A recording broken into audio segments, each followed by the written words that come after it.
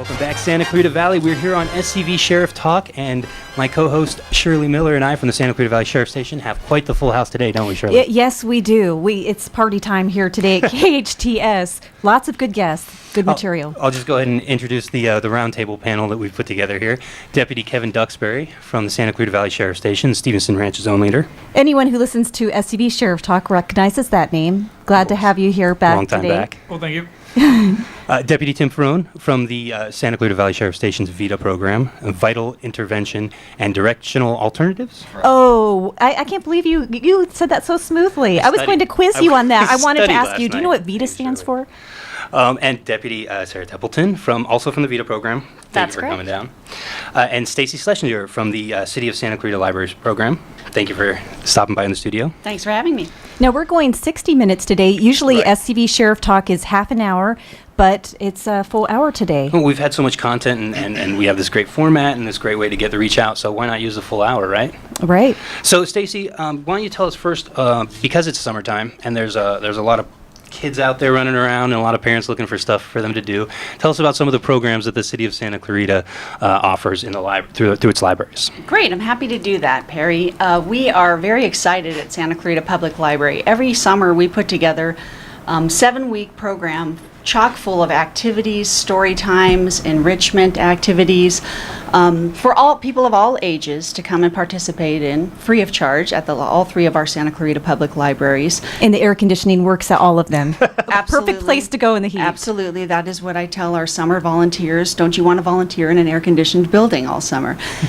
Anyway, it's a wonderful way to get out and get involved in your library and in your community. And we are halfway through the 7-week program right now. But any time of day, from home or in any of our branches, participants can register. Now, where do the volunteers come from primarily? Or does the city seek those out, or is it through the schools? It's a topic that's near and dear to my heart because for about 4.5, 5 years, I was the volunteer coordinator for the library system, and I developed that program. And we have more than 300 volunteers. Oh, wow. And we recruited the old-fashioned way. We put applications out, we put social media out, we went into the schools and talked to the advisors of all the programs, and we tried to get as many people involved in the library, volunteering in the library. And How old do you have to be a volunteer? Teen volunteers is 14 years of age minimum. Okay. And then we have adults in programs as well. But the summer reading program is powered greatly by our volunteer staff, and if you go into any one of the branches today, you would see them in baseball shirts, coupled with our theme called Read for the Win, which is sports related, and they're just great. They're teens sitting there waiting to help you register for this program and tell you all about it. You know, my 12-year-old daughter registered for that program, and you read, is it 3 books?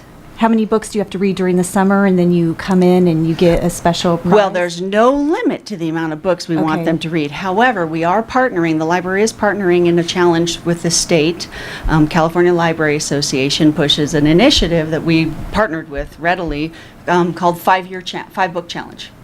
I say 5-year, I'm getting confused. 5-book challenge. So we are encouraging every participant in this program to read a minimum of 5 books, to log them on our system that they participate in, and it's commensurate with prizes, incentives that they can get for completing those books. Yes, I think I saw a paper in her room where they can keep like a list at home and write down the different books that they're reading. So yeah, I think it's a great incentive. That is the way we used to do it, but I'm excited to tell you that this year we have an amazing digital librarian team who created with another company an online system.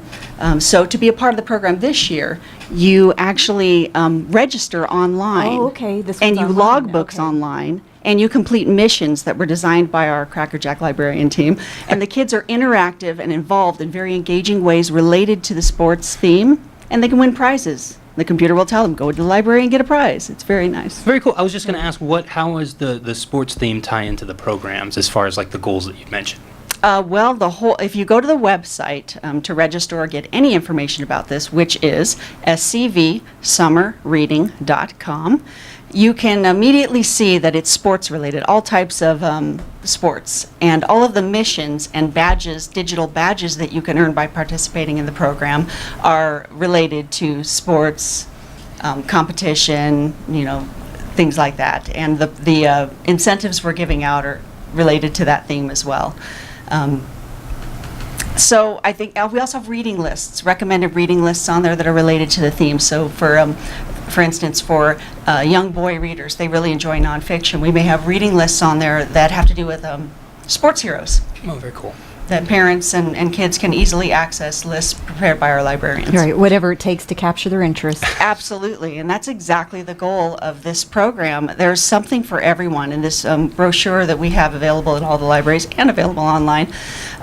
There's so much to do for all ages, from babies, toddlers. We have programs and incentives, things that parents will do with their babies and toddlers, and begin the process of introducing children to library, reading, literacy at a very young age. And then it goes on up. The greatest number of participants happen to be in the elementary age group. And then we have interactive, engaging programs for teenagers too, and that's a hard demographic to reach, but we've got some pretty interesting things coming up for teenagers still in the program. It ends on July 30th. And it's not just for kids, we have adult programs. Does the 5-book reading challenge, is that for adults too? Absolutely. Ah. Five books, Shirley. The adult I'm gonna have to program, hit the book. the adult She program didn't say is how long the books have to be. That's true. That's They can have true. pictures. That's Picture, true. They can be illustrated. more than one sentence per picture page, books. Perry. The adult program actually is a bingo game, and if you go onto the site, you can see the I was going to certain ask amount you of about things. that because I just went to scvsummerreading.com and it says earn a prize for getting bingo, be entered in a raffle for completing the board and the 5-book summer challenge. So what kind of prizes are we looking Oh, at? it's cool. If you She's get teasing us. involved, Candy. If you get involved and you get bingo, that's straight across or diagonal one way. Then you will get a cute little phone case carrier, complete with a coupon for our friends That's of the big library time. bookstore. You get $1 off any purchase there. But if you get blackout or you get the 5-book challenge on that, then you would be entered into a raffle.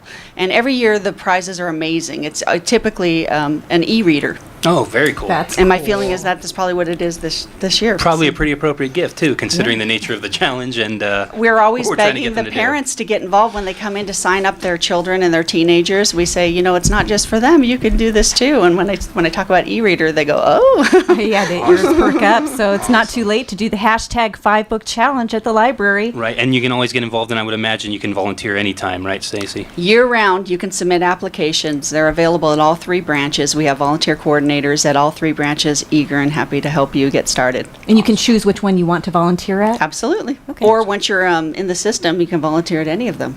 So SCV Summer Reading, that's the portal that they go to first if they wanted to get involved in If the they program. want to get involved in the summer reading program, that's where they would register and get information about that. But our website, SantaClaritaLibrary.com, would have a link to information about volunteers, Friends of the Library, which is an amazing volunteer group that partners with the library, and other ways to donate books, various things that you can do. Awesome. And speaking about getting involved, we have 2 of our leaders of youth outreach in the Santa Clarita Valley. Tell us about the VITA program.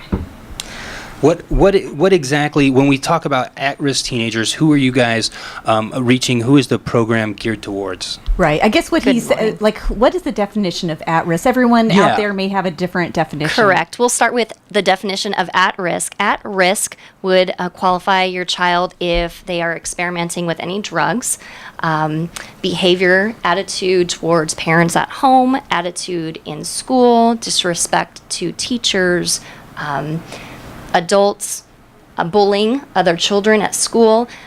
If it's at risk, can fit a lot of different categories for children and parents that are struggling with their children.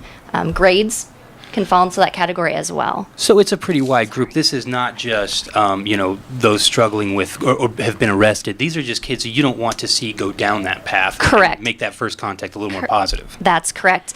Some of the participants that come into the program, they have been arrested, and a judge has mandated them to come through our program.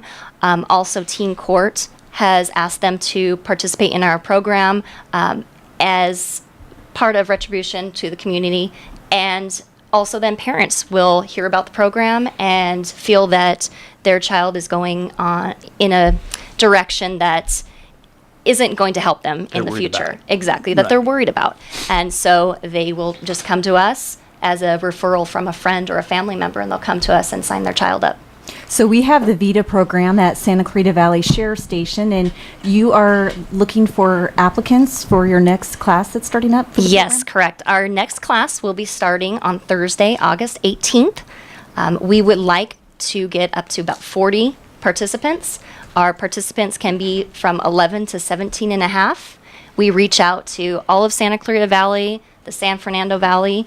We have had participants in the past that have come from Simi Valley, Temecula, Santa Barbara. If they can make the commitment and come to our program 3 days a week, they are more than welcome to join us. Right, and I thought that was really interesting when I was talking with you yesterday. I always thought it was just for people who lived in Santa Clarita, so being that you take from San Fernando Valley, that really gives a lot of people the option to apply for the program. Yes, that's correct. We reach out and we do not turn anyone down. If, like I said, if they want to make the commitment and bring their child to us 3 days a week, then we would love to have them. We also have 7 other VITA sites throughout LA County.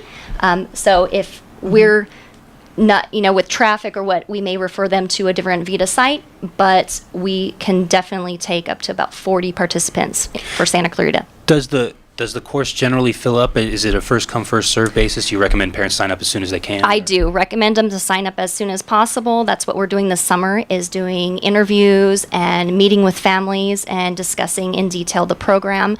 But definitely sign up as soon as possible.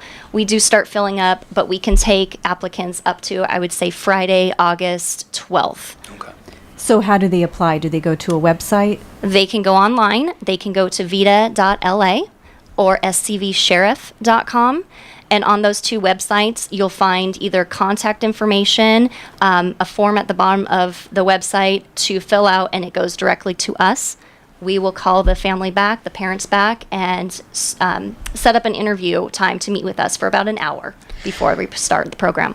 Can I ask, what is that interview process like? What type of assessments do you do when you meet with the parents to find out if their child's like an appropriate fit for the program? Getting to know the participant and understanding their behavioral risks, making sure that there's not a mental health issue, there is not a severe drug issue.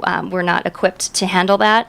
This is focused on behavioral issues right now. So if you saw that, you might refer them to someone. Correct. There's other programs throughout LA County that we would then refer them to if they're not a fit for us. Most of the kids that come to us, they do work out in our program. Okay. And so once you've had that interview and then you say, okay, this might work, and then do you talk to the child first? Are they given an understanding of what they're in for as far as the academy and its program? A lot of them probably are not happy about it initially. Yeah, and I'm right? sure, again, when your parents sign you up for something, even if it's, regardless, sometimes kids aren't always happy about their parents signing them up for something, but, Right. This in particular is directive, educational, and it teaches discipline where there's not always that. Exactly. So- Usually when they come to us, they're not very happy about being there, especially if a judge or teen court has referred them to us. But we sit down and talk to both parents and the child and explain to them as well as they're going to be here for a 3-day commitment, but it's not only that. It's bringing the family closer together, any issues with the family. It's not just taking the child there and dropping them off 3 days a week. It's a family affair. We want to see harmony in the home come back again. Some families have lost that. There may be a lot of arguing in the house and just a disconnection between the parent and the child.